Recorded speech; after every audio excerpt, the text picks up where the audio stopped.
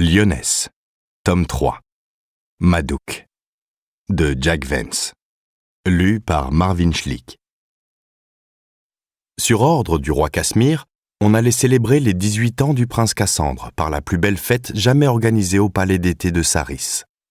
Depuis des jours, les chariots arrivaient de partout, chargés de sacs, de jarres et de caisses, de tonneaux de poissons marinés, de râteliers où pendaient saucisses, jambons et lards, de fûts d'huile, de vin, de cidre et d'ale, de paniers pleins d'oignons, de navets, de choux et de poireaux, et aussi de paquets d'ail, de persil, d'herbes fines et de cressons.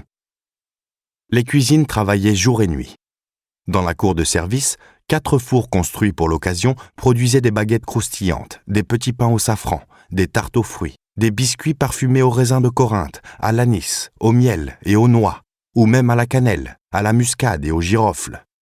L'un des fours ne produisait que des croustades et des tourtes de bœuf, de poireaux, de lièvres épicés marinés dans le vin, de porc aux oignons, de brochets aux fenouilles, de carpes à l'aneth, au beurre et aux champignons, ou de moutons à l'orge et au thym.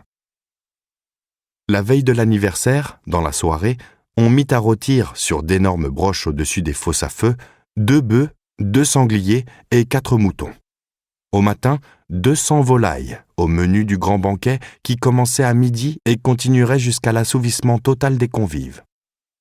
Des notables avaient afflué de toutes les provinces de Lyonesse, de Blalock, de Pompérol et de Dao, d'Aquitaine, d'Armorique, d'Irlande et de Galles.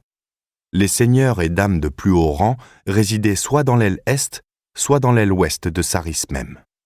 Celles et ceux qui étaient arrivés sur le tard, ou appartenaient à une moindre noblesse, se logeaient dans des pavillons tout aussi agréables, si sur le pré, au bord de la rivière.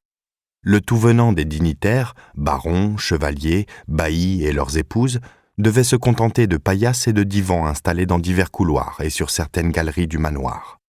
La plupart des notables repartirent le lendemain de la fête, quoique certains dussent rester un peu plus longtemps pour évoquer des affaires importantes avec Casmir.